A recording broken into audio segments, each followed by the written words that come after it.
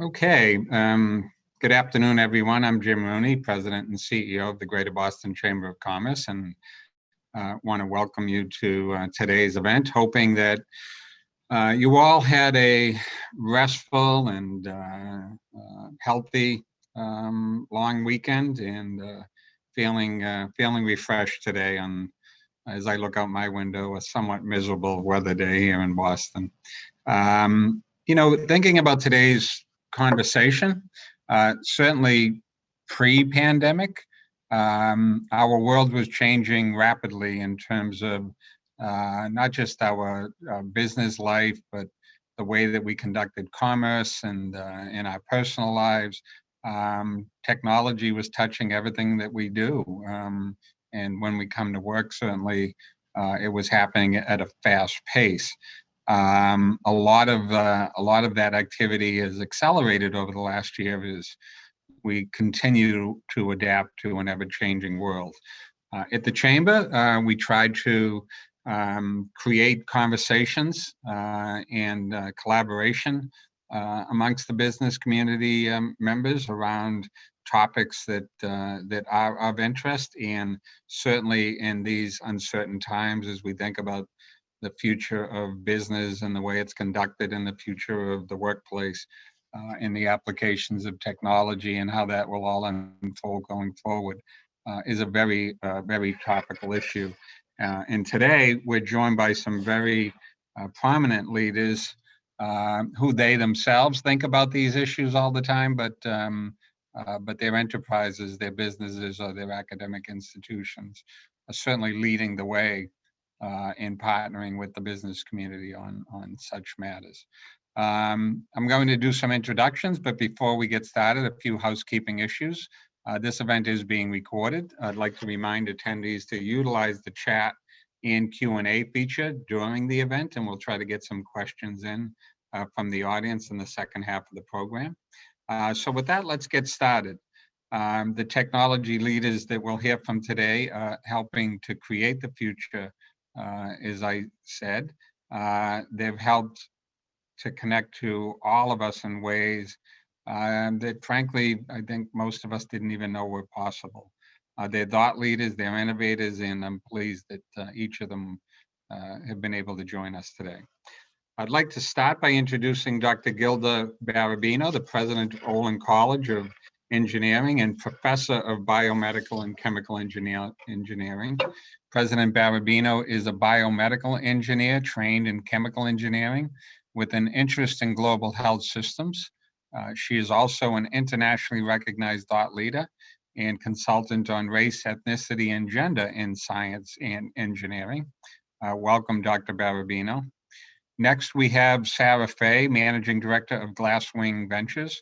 Sarah has dedicated more than 2 decades to building and leading companies in the advertising and media industry, pushing innovative charges in the adoption of new forms of media. She is also a known innovator who has been widely recognized in technology, digital, and media industries. Welcome, Sarah.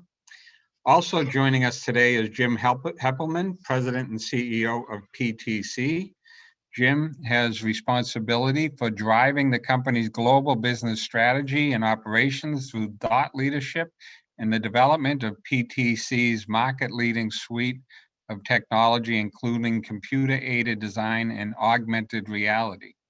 Welcome, Jim. Next is William Brown, Chairman and CEO of ABC Corp. Bill has led ABC, or AB Corp. You're going to have to, Bill, correct me in my use of that term, to be one of the longest standing manufacturing service companies in the United States, providing essential critical goods and services for authentication, payment, and secure access. Its customers span federal, state, and local government agencies and 120 plus companies across the globe. Welcome, Bill. And I'm thrilled to introduce today's moderator, Corey Thomas, Chairman and CEO of Rapid7. Corey has extensive experience leading technology companies to the next stage of growth and innovation. Under Corey's leadership, Rapid7 has rapidly grown into a corporate network security company that, wow, Corey serves nearly half of the Fortune 1000, an amazing an accomplishment. Corey sits on numerous boards, including the Cyber Threat Alliance Board of Directors and the Massachusetts Cyber Security Strategy Council. I'm sure just based on these introductions that you all agree that this is an amazing group of thought leaders in the technology space. And with that, I'll turn it over to Corey. Jim, thank you so much. And also thank you to the Chamber for convening this incredible panel. I'm excited to get started. I'd like our panelists to all turn on their cameras so that we can actually jump in. Great. So this is an area of massive interest, and everyone wants to know what stays because of the pandemic and what changes and how do we think about the future. And so if you think about technology playing such an integral role, both in the future and people trying to figure out this concept of what the new normal is going to be, many folks are wondering what exactly the future is going to hold for both business, technology, education, and how does technology impact it? So my question for each of you to kick it off is, what impact do you think technology will continue to have on the business community and beyond? Also, as you think about this, what are the trends that you foresee? And I love thinking about this in two different categories. Is what are the trends that you see of enduring things that are likely to change and why they're important? But also it's interesting about if you see any trends that you think are a bit overstated at the moment and really won't change anything from the traditional status quo. Of course, we'll get into the details later, but let's just start with this broader question. And so Gilda, would you mind kicking us off? Sure, thank you, Corey, and my thanks to Jim Rooney and the Chamber for putting on this event and giving us the opportunity to talk about this important issue today. What's going on now has really caused us to rethink how we use technology and reimagine how we use technology.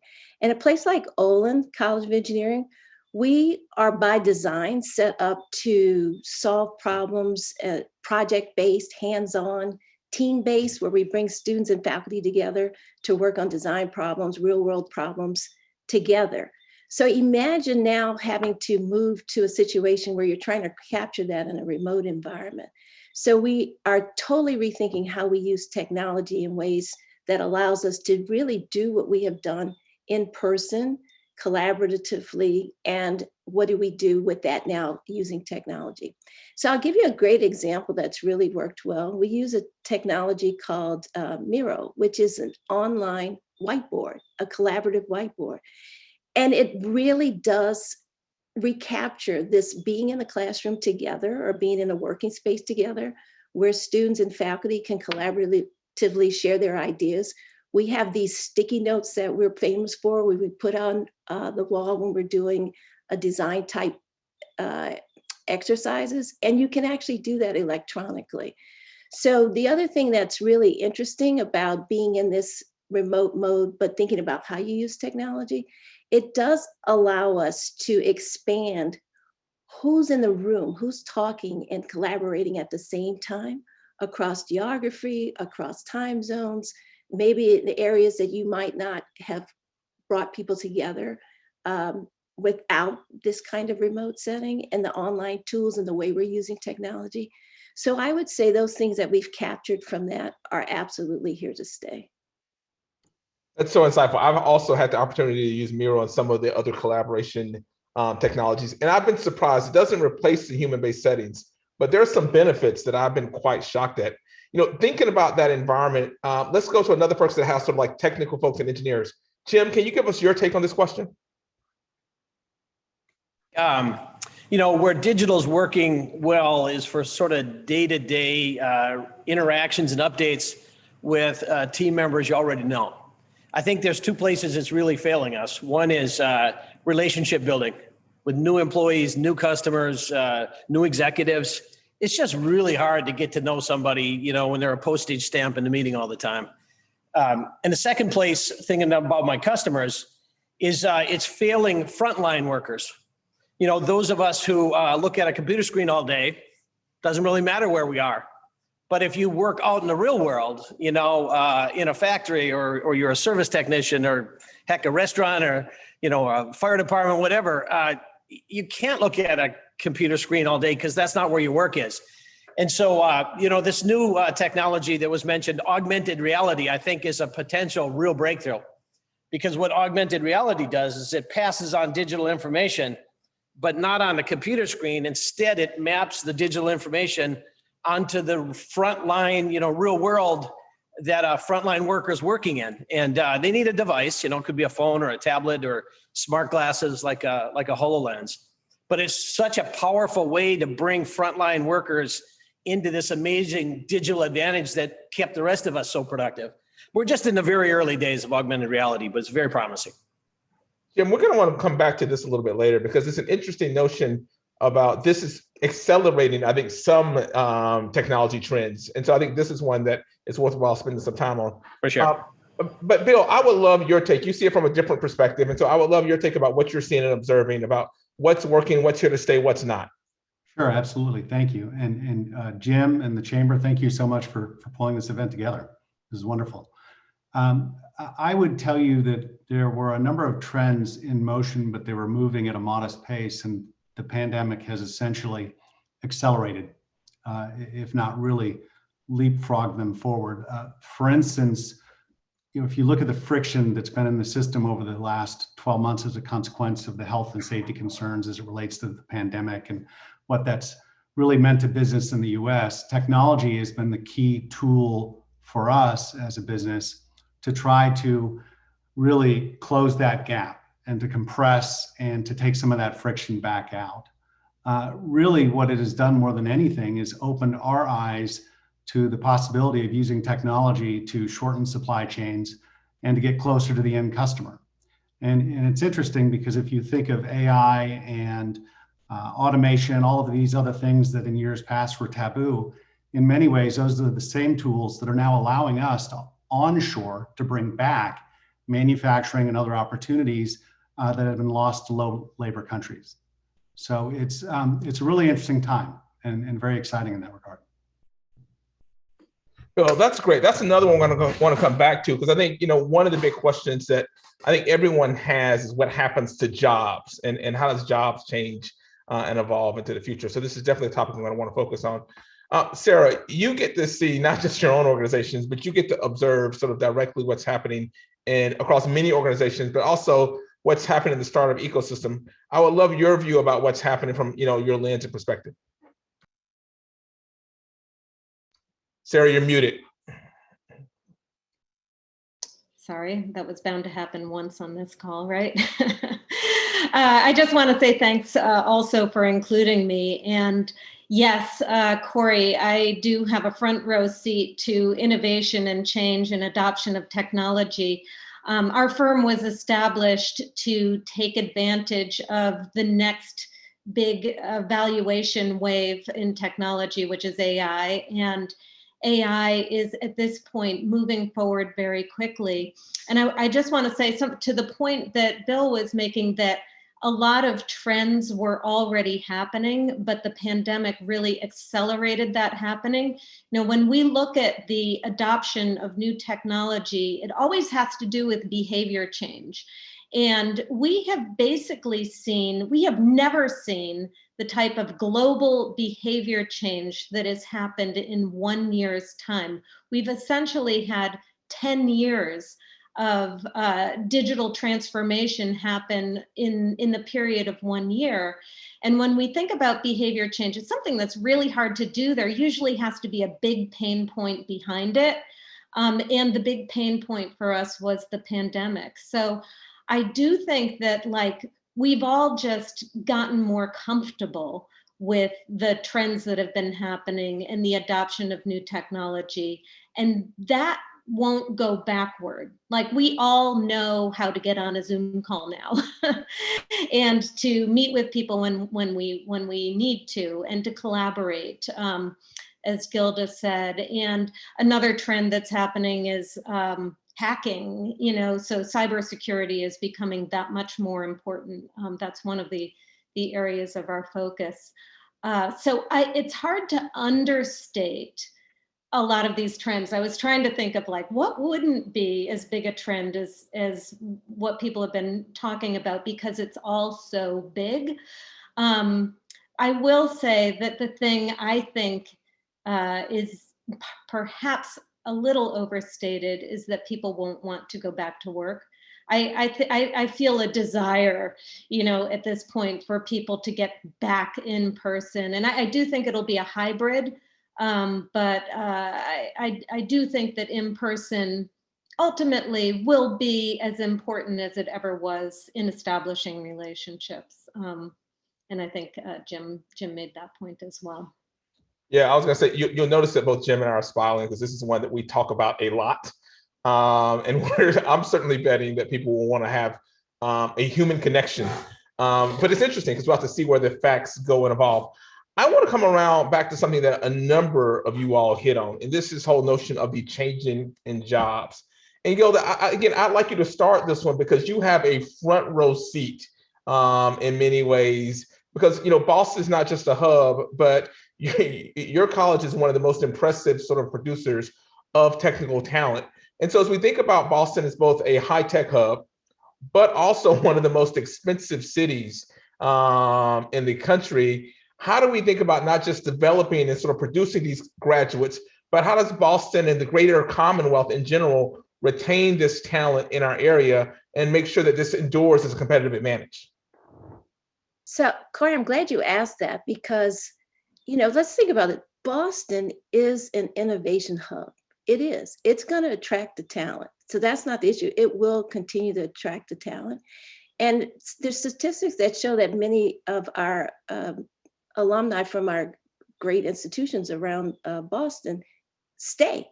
And my own institution, we have roughly a third of our alumni stay in the area. So I think some of the things that we should think about as we try to make sure that we keep people, regardless of the cost, and also thinking about this remote environment. We need to make sure that we maintain our status as an innovation hub, the place to be if you want to be a leader, if you want to create change, if you want to see what the future holds, you go to Boston. So we need to create that and keep it. We need a narrative that goes along with that, that says this is where you go. We need to present that in ways that it's believable and people can see it. We also need to understand that we need inclusive environments. So we need inclusive innovation so that we're fully tapping the talent so that when people come to us, they feel like they are part of that ecosystem for innovation. And we look to where there are gaps, like where are there gaps in terms of who's at the table, who gets to create, and we fill those gaps. And then we make people feel like you are part of this innovation hub. Once we get people here, we don't just keep them like within their companies or their organizations or their educational institution. You get them immersed in the environment, in the culture of Boston. You get them working on problems together collaboratively. We collaborate academics with industry. We work on problems together that are bringing us more towards this ecosystem of this innovative hub. One area that we can think about, and I'm looking at Sarah for this too, is we need more entrepreneurs. That's another thing that Olin stands out for. For our size, there's a high percentage of our alum who go on to start companies. Sometimes the company starting is born out of innovation. Sometimes it's not there, so let's create it. But we need to bring more people in and fill in those gaps because right now, women and people from historically underrepresented groups are not necessarily amongst those entrepreneurs. So creating that kind of ecosystem for a system that we already have as a natural driver, a natural draw, I think will keep us at that stage and keep people coming here. There's so many threads to pick up here when you think about the notion of being the destination for sort of like the advance in the tech workforce of the future. Let's start because you alluded to it. Sarah, can you pick up a little bit on this thread here about what does it take to actually for us to retain people that want to be entrepreneurs and want to start businesses? I know Boston has had an up and down in this over time, but you have a front row seat to this. What do you think it takes for us to actually maintain that entrepreneurial ecosystem and spirit? Yeah, I mean, look, I'm very proud of Boston and what we do around innovation. And when you think about it, we have all of the elements you need. We have an amazing group of universities. I think it's like $1.5 billion in research on an annual basis. We are the #2 market for VC capital, but we get compared to Silicon Valley. And think about the footprint of Silicon Valley. It's huge. I mean, Boston is a relatively small geography, so it's combustive. We have, great associations. The Chamber is a really good example of an association that supports the business community. And we have the big corporations who are interested in working with the small corporations. So I think we do a pretty good job too of putting the small together with the big. And then just in terms of AI, I'll take as an example. I understand the most popular class at MIT is AI 101. It seats 700 people and you have to take an exam to get into it. And I'm sure it's like a really important one at Olin too, like you guys specialize in that. So we are really a hub for AI, which is going to be driving the global economy. And I mean, we use Boston as a part of our story at Glasswing because of the great development that's happening here, and because a lot of that is coming out of academia. So I feel like and I'll just mention too, Facebook, Google, Amazon, Apple, all are, they wouldn't be considered, to be based in Boston, but their AI teams are. And Amazon just chose to put 3,000 more people here too. So you see the big technology companies coming here because of the knowledge base that's here as well. I think Boston has done some great things in the past. So for instance, when you all remember when the Innovation District was really just a big parking lot, right? At that point in time, the city decided that they wanted innovative companies to move there, and they gave tax breaks. So, I think there are a lot of ways, our governmental partners can think of to incentivize. And by the same token, I think they can incentivize inclusion and investing in, minority founders, women founders, and really stimulate. Like we believe too that diversity, it adds to the business story. It's not just the right thing to do, it's the smart thing to do.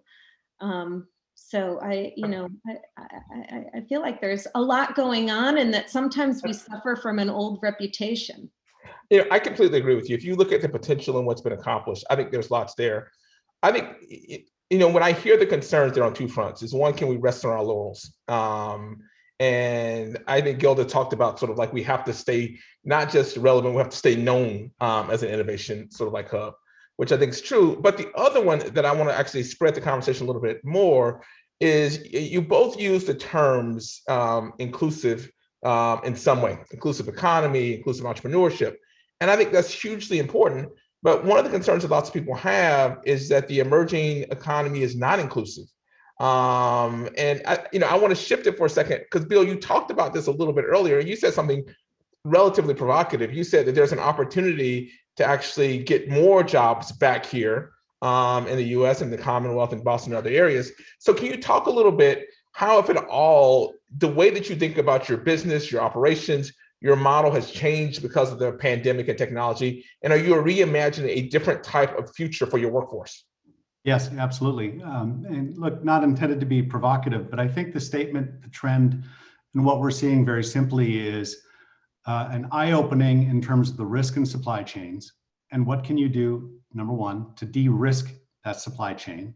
And number two, to get closer to the end customer. And so whether that means onshoring back to the US or in other markets that we serve, we're moving operations closer in Australia and New Zealand. But to give you for instance, we shut down our operations in China at the end of Q1 last year. That was not to be provocative. It was not because we don't think it's an interesting market, but we weren't serving that market out of China. We were exporting.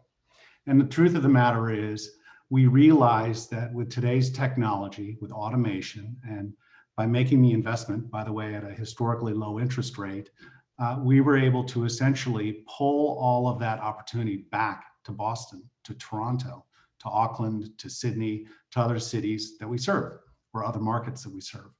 And I'll give you a for instance along that same line. We launched 3D manufacturing, printing, so value-added manufacturing in partnership with HP. Ordinarily, that would have been a fairly lengthy process undertaking ramp up, but in partnership, which by the way was facilitated by the Chamber of Commerce, in partnership with HP, in discussion with local and state government officials, as well as with MIT and various other academic institutions, we were able to find the caliber of individuals necessary to execute, and in fact, did it in 6 weeks. We launched, went live January 1. Here we are 6 weeks in, and we're already doing work with a number of robotics firms in the local community, VR, prosthetics, any number of things, PPE, you name it.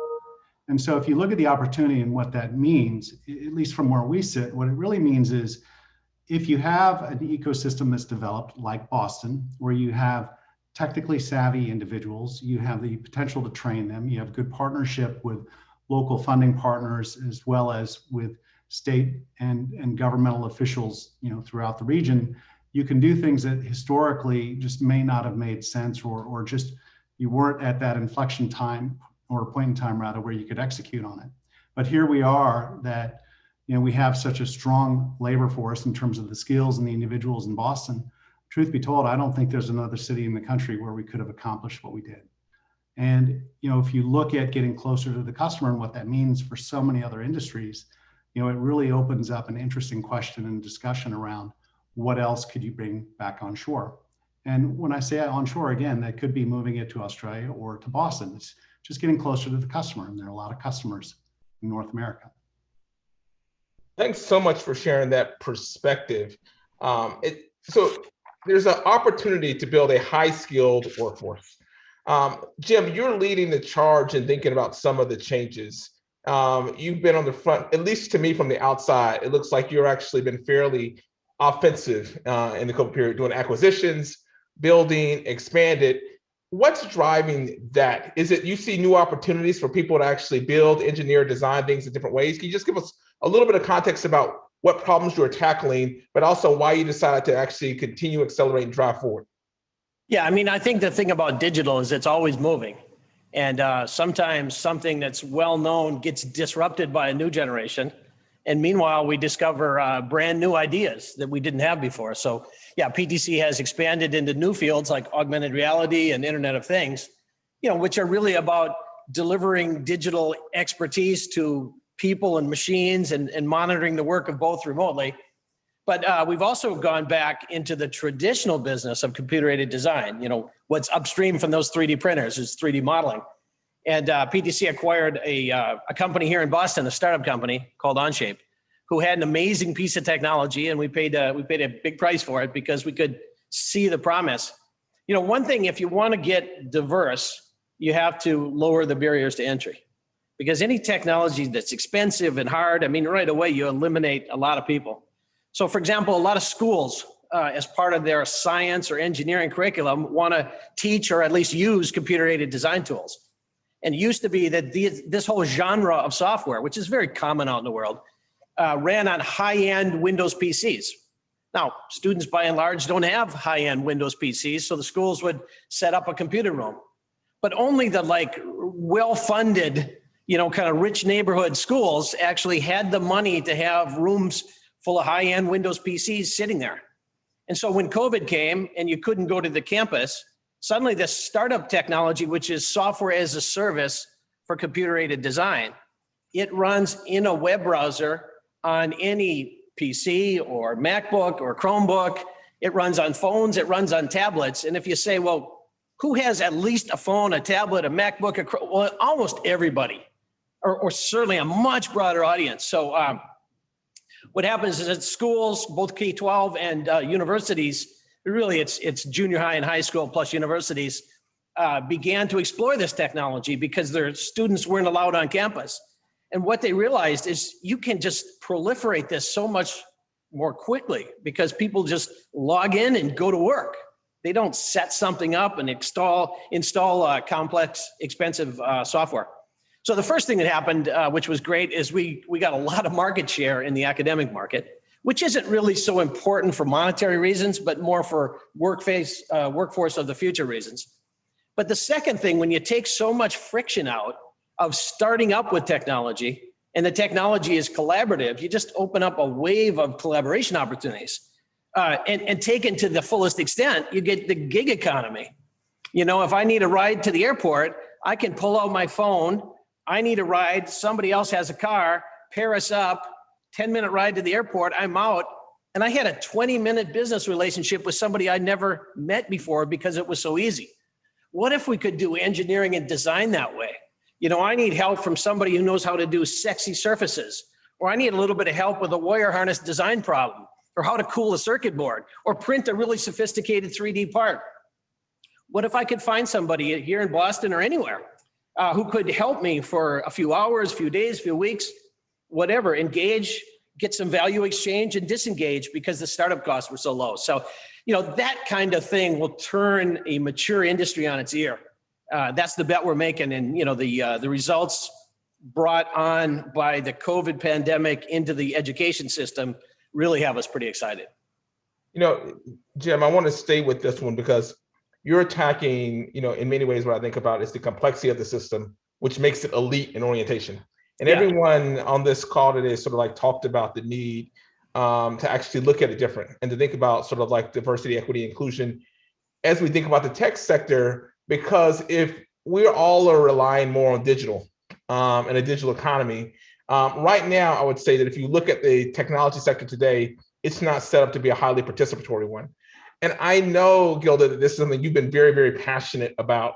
What do you think it takes for us to change the curve of the participation, both at the educational academic level, but also in industry? And, you know, anyone who has an opinion or thought, you know, after Gilda talks, I'd love for your perspective and opinion, because this is one where the status quo won't get us there.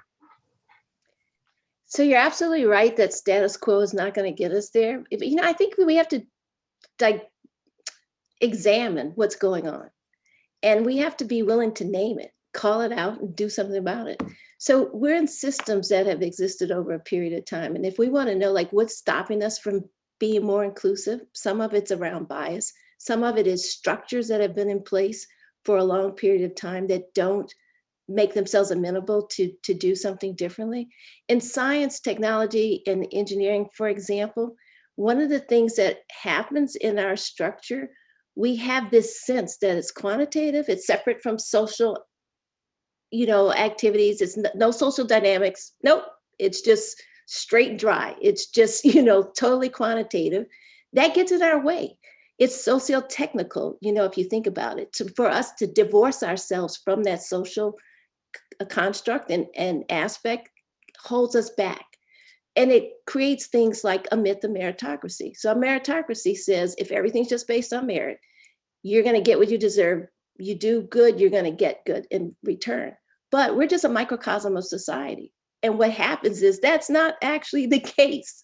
But if we don't name that and say, you know, let's look at what we're doing in the systems and what perpetuates the inequities, we're just going to continue to perpetuate the inequities. So our holding on to this idea that everything is quantitative, meritocratic, and it has nothing to do with the social aspects, just perpetuates those kinds of inequities. So some of it is just name it and then do something about it.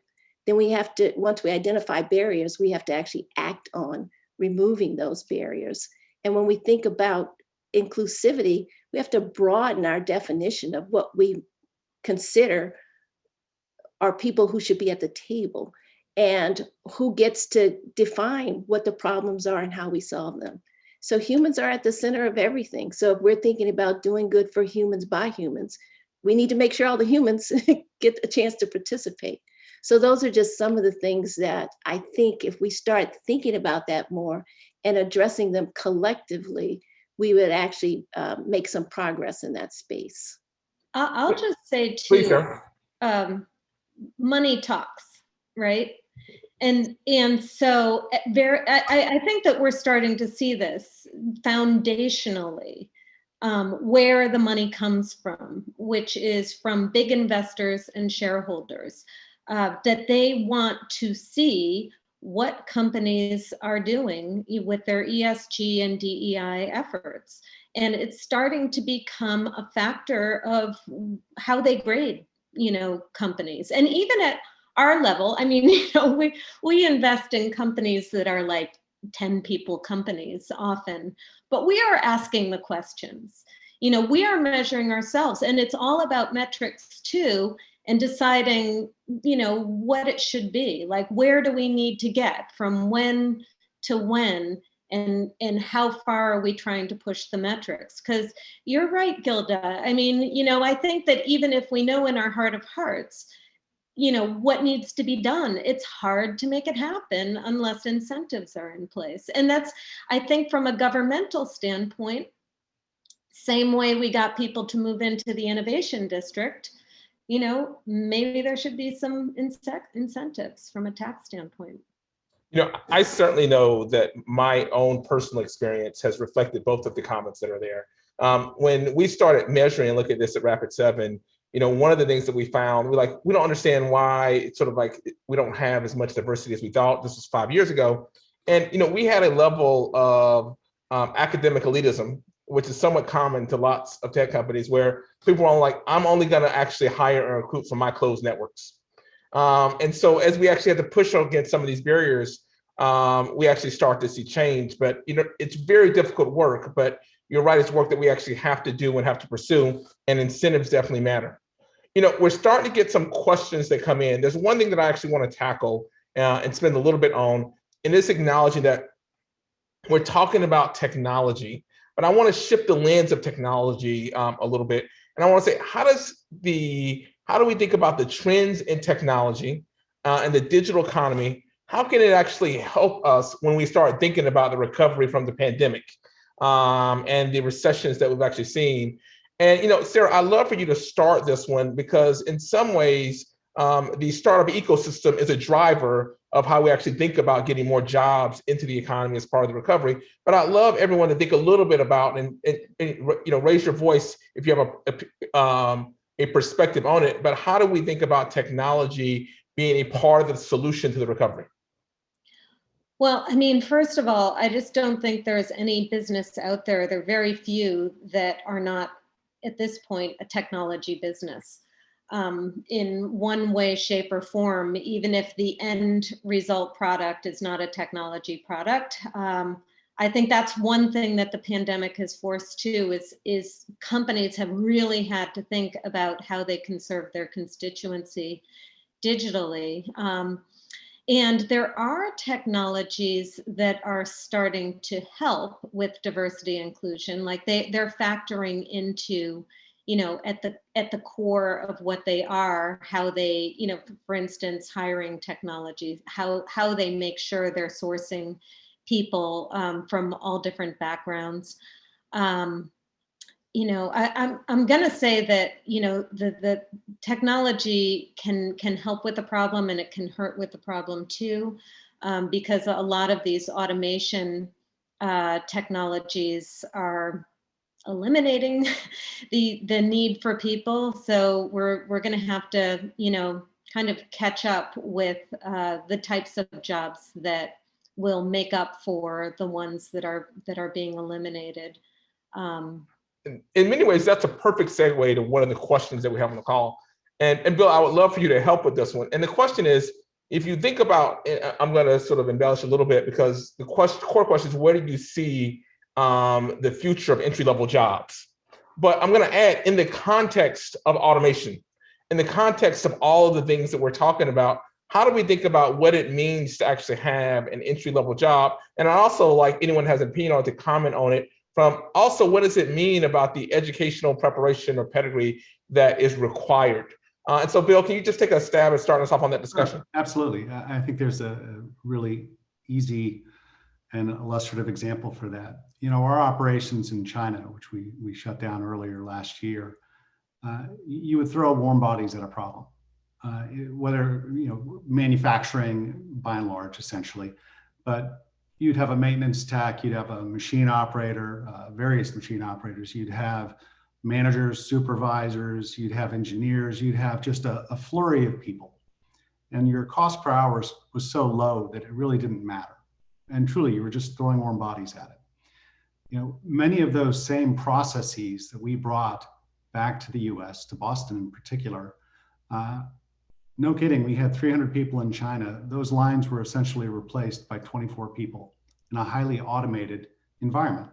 But we now have highly skilled operators that have strong technical backgrounds that can do the maintenance of the equipment as it's needed, operations, that can handle the engineering. When the machines are running, they're working on CAD, they're doing various other things. They're essentially multi-skilled, cross-trained. And, it really opened our eyes to, rather than having these disparate functions where you might have a maintenance crew or a machine operator and various others, bring folks in and take them across the entire spectrum to the point where they know the equipment, they know the process, they know, what we do is very technical. We're encoding chips, we're doing a lot of work in encryption, payment cards, things of that nature. And historically, you would have all these different subsets, if you will, within your labor force. But now, if we can bring one person in rather than having 100 that you're paying 15, 20, 25 an hour, but you can have a highly skilled individual, they're worth 4 times as much. And you're so much more efficient and you have fewer issues. It's been a sea change for us. It really has. And it's opened the door to bring so much back, again, getting with that theme closer to the customer. And that's really what's happening. So if we can stay with that a moment, some people might listen to that and say, wow, that's amazing. There's going to be more of these high skilled jobs that we can see. But some folks might have a reaction that says, hey, I'm really worried there's just going to be fewer jobs in general. And so this goes to a little bit, another lens on the question is that if we're advising, so people are asking, how do we make sure that we have a robust economy with lots of inclusion and jobs in the community? How do we actually think about what do we need to do to develop the workforce? And one of the questions specifically is about how do companies and our wonderful higher ed institutions work together to actually develop the workforce that we actually need as we go forward? Anyone who wants to chime in can, but I think it's a provocative question, especially with the changes. Jim? Well, I think again, it's instructive to think of it in terms of knowledge workers and frontline workers, because for knowledge workers, we got a great system here in Boston. It's really the frontline workers. And, what Bill was talking about, the 24 people that oversee those automated lines still need to exist. By the way, I recently read a paper from McKinsey that looked at a number of different fields and said, how automated could you make them? And almost all of them top out at 70%. So as a general rule, like manufacturing, as a general rule, it's hard to get it more than 70% automated because a lot of the jobs, if there's variability, you get a decreasing return on trying to automate. So we still need people. And I think, again, if I go to frontline workers, of course, we serve both, but frontline workers, the training system is terrible these days. We train people with a model I call in advance, just in case. I'm going to train you in a whole bunch of situations that may or may not develop and hope you retain all that. So if one of those problem situations develops, you know what to do about it. And again, I think augmented reality technology, as a case in point, virtual reality, turns it into just in time, in full context. So let me give you kind of a mental model, just to a fun example I like to use with people. I don't play chess for whatever reason. I don't know. It's an old dog, new trick problem at this point. But let's say I wanted to play against the world chess master like Garry Kasparov. Well, IBM has a computer that can beat him every time. What if I put on a HoloLens, sat down to Starbucks with Garry Kasparov, connected the HoloLens to the Deep Blue computer at IBM, and let it coach me through which move I should make one after another? I would beat him every time. And people would say, Jim, you're the best chess player in the world. I'd say, no, actually, I don't know how to play. I just teamed up with this amazing digital resource and we worked together. I actuated the moves in the Starbucks because to set up a robot to do that would just take too long. And AI running on Deep Blue outthought Garry Kasparov and used millions of games and patterns and game theory to coach me how to win. So that concept to me is we've done a great job of pairing computers, let's call it digital, with, let's call it machines. Now we need to find interesting new ways, like I described conceptually, to pair digital with humans to bring that digital superpower to the benefit of humans as well. And then we've got to have humans move from one job to another very quickly because they don't have to deeply, intrinsically understand each situation. They can be coached through it in the moment. Oh, that's great. I'm going to pick it up because there's some wonderful questions in the that we're receiving. And so if you have questions, please submit them. But here's a different type of question that we haven't hit on yet. So you have talked about the hybrid. You have talked about the future of hybrid workforce, work from the office and work from home. Many new leases in the Boston area remain 5 to 10 years from now. I think that's it says many new leases in Boston area and new developments may remain for 5 to 10 years from now. At that point, affordability and commuting time may reduce some of the attractiveness or retention of businesses in the urban centers. How will this hybrid workforce change how businesses think about planning as they actually go forward? And can we expect more businesses to be more geographically fluid with a more technically savvy workforce? Anyone want to jump in? I think I agree with what you just said, which is there will be a more technologically savvy workforce and therefore a hybrid of solutions. Like the very savvy companies, I believe, will reduce their geographic footprints.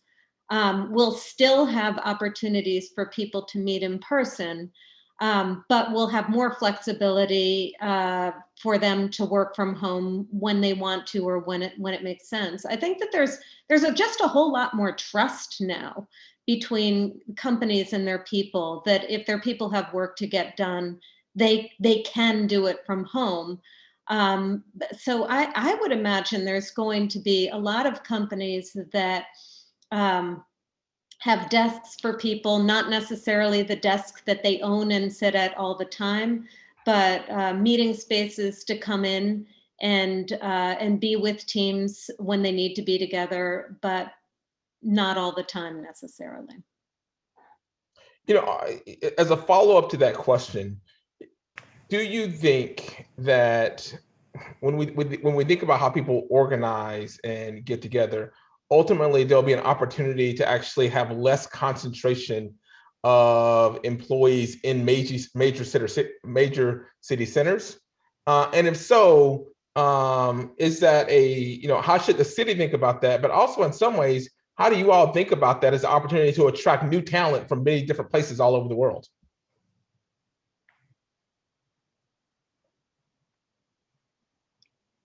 Go ahead, Jim. Yeah, I was going to say, again, I'm personally of the belief that relationship building and socialization and collaboration in a face-to-face mode remains important. And what we're doing now has actually worked okay, but it's not sustainable because we started with a tight-knit group of people and the knitting is coming loose as time passes, as we hire new people and so forth.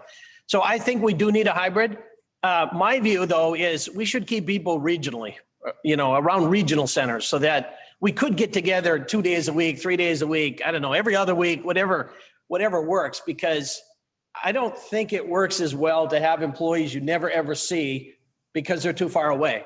And I'll say, on behalf of PTC, we're definitely trying to say, let's take all the goodness that we learned in digital. We learned a lot, and let's not give it all back. I sometimes tell my own employees, let's own the future rather than yearn for the past. But that said, we're going back a little bit because we really do need that face-to-face socialization. I mean, it's very frustrating for me. I hired new executives months ago and I still haven't met them. And it just gets in the way somehow. I just want to add to what Jim was saying and what Sarah said earlier too, and some earlier comments that Bill made. I think that it's really important that we think about the educational system as things are changing. So if we change how we work and how we're interacting, and we change things like even the example that Jim gave around like how you're using the automation and what can happen with that, we need to train for that. So we don't actually think about that sometimes. And we know, like I mentioned earlier, our training at Olin is very hands-on. There's actually no complete substitute for that. It's what Jim was alluding to. There's so much you can get, but you can't completely substitute for that human connection, the human interaction. And so I think we need to think about what are the training models and some of the insights that can come from those who are working.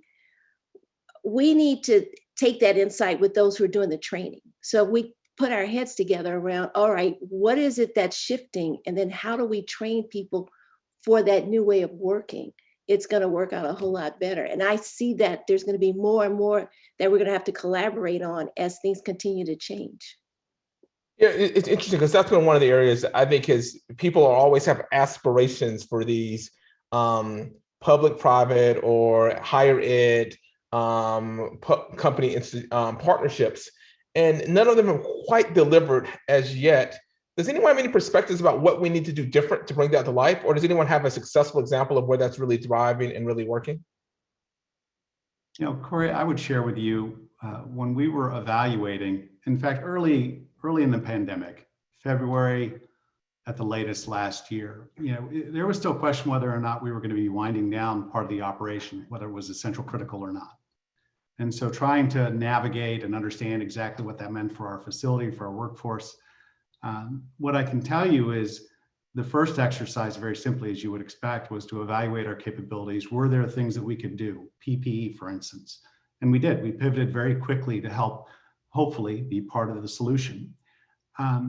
You know, that discussion, which was facilitated by the chamber, you know, Jim was instrumental in terms of helping us to navigate folks in Boston as well as at the state level. And then, by the way, connecting us with constituents in the local academic community, which then helped us to quickly evaluate the opportunity, how we were going to move forward, were we going to move forward, and then what would it look like? Was it a flash in the pan? Was it something sustainable?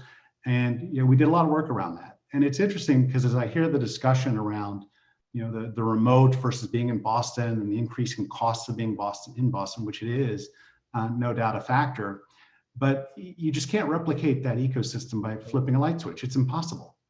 You know, it's just like I remember the article from Mark Andreessen talking about, you know, just build it, which, you know, it's a great article. Loved it. Very inspirational. But, you know, the supply chain, the ecosystem in China took 40 years to develop. You're not going to just pick up Boston or Silicon Valley and plop it in the middle of South Dakota and say, we're all set. It doesn't work that way. And so for us, having the access to the resources, you know, it's not what I would describe as some fairy tale where, you know, the government threw money at us and tax incentives and other things. It was really helping us vet a problem. And, you know, you can't do that in a completely decentralized framework. It doesn't mean that you can't have remote workers, but, you know, it's hard to build culture and to solve those types of problems if you can't pull on the resources that you've got locally. So that's helpful. So you have to have a framework to actually address it. And I agree with you that there's lots of potential. I want to move us along to, because we do have, I want to hit our closing question before we get too far on time.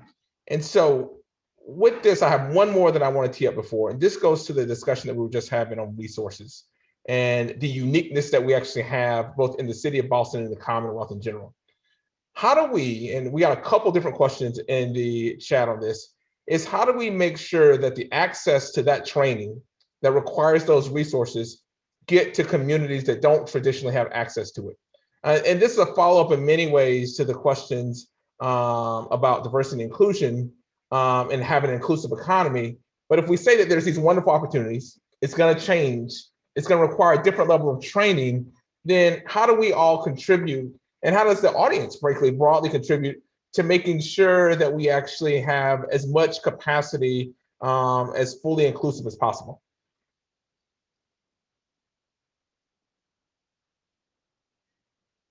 I'll just put a concept out, and just a concept out, and I'd love for my colleagues to add to it. But if we put the groups that are underserved, the groups that are marginalized at the center of thinking about the design, like how do we do it? Because usually it's the afterthought. So if instead of the afterthought and being reactive, if we put that at the center of how do we serve the marginalized and the underserved at the center as we're thinking about what is the right design, what is the right approach, that might help us.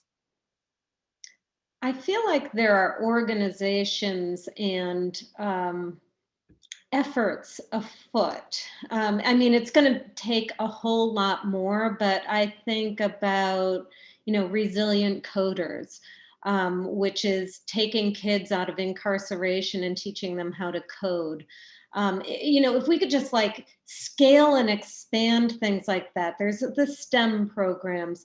I went to an event in Toronto called Creative Destruction Labs, where they are pairing high school aged young women with each of the people who attend the conference to give them a view as to what, being in the ecosystem of technology is like.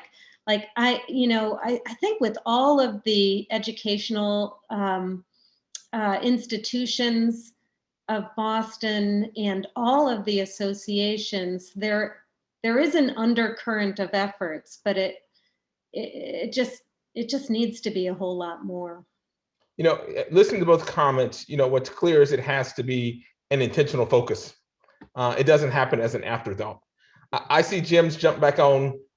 Jim, do you want to jump in, or do you want any more questions, or you want to jump in? You're muted. Sorry, Jim. Bound to happen twice, right, Sarah? I don't feel so bad. I want to jump in, and I want to get your perspective, Corey, too, on this question. I'm going to steal the phrase from Jim Heppelman. I think some people think of the Boston area having lost the 20th century to the West Coast. And, for my mind, I want to win the 21st century in the technology space. So in the spirit of let's own the future, Jim Heppelman, maybe in one sentence each, what does Boston have to do to own the future of technology and win the 21st century? And Corey, maybe I'll give you the first bite at that apple. Yeah. Jim knows I can never answer anything in one sentence. But I think ultimately, where we can prove the leadership is not just having the strongest technical talent, but the deepest bench. I think we have to be best at actually leveraging what we do, Dell, which is our higher ed institutions, but we actually have to build the bench of the new frontline workforce of the future, those digital savvy people. If you think about what Germany was able to do as you shifted to high-tech manufacturing, in many ways, Boston should actually be focused, and the Commonwealth in general should be focused not just on having the high end of the market covered, but have the widest and deepest bench of technical resources, technical skills, and that comes from technical training in general. Great. Bill? I would say transportation, hands down. If you don't have good partnership with government, infrastructure, transportation, the workers can't get to you. And that includes daycare, by the way. We have a bus stop out in front of our facility, and that completely changed the dynamic in terms of the workforce that we could draw and the caliber of the people we could get. Yeah. Sarah? Can somebody else go? I'm thinking of Sure. Let's go to Gilda. Sure. I actually was thinking the same thing as what Corey was saying. And I would say one way to get there, to deepening that bench, is to invest in closing opportunity gaps. Great. Jim, let's own the future. Yeah, I mean, I think we need to, as a region, we need to go all in on digital. Apply it to healthcare, apply it to education, apply it to manufacturing. I mean, there are so many more advantages out ahead of us yet. And I think whoever figures those out, as a geography, a city, a state, whatever, they're going to have tremendous advantages. Let's try to figure out how we can make Bill's robots more productive while making his workers more productive than any of his global competitors, right? And it's just such an awesome advantage if we can figure that out. So I personally think that's, the key thing that Boston needs to do. All right, Sarah, you ready? Okay, I'll just say measure. Let's understand where we are and where we want to get to. If we could just get some goals out there and then perhaps some incentives in place. Great. Well, amazing conversation, incredible insights from an incredible group of people. You know, technology-driven change is part of our reality now and into the future. There's challenges of participation, of inclusion, of workforce, of jobs. We know that, but I heard that the ingredients is all here in this region, and there's incredible opportunities in front of us. Thank you, Sarah, Jim, Gilda, Bill, Corey, great job facilitating. Commercial message, on Thursday, February 18th, Governor Baker will give his annual address to the chamber, and maybe we'll ask him the same question about how Massachusetts can win the technology race of the 21st century. On February 23rd, tune in for Future X Discover, an event hosted by MyTex to hear more about navigating the virtual workforce. And from our professional events, for more about our professional events calendar, head to bostonchamber.com to sign up and learn more. Once again, thank you to all of our panelists, and thank you to all of our guests for joining us here today for a really fascinating conversation. And have a great rest of the week. Bye. Thank you. Thank you. Bye-bye. Thank you.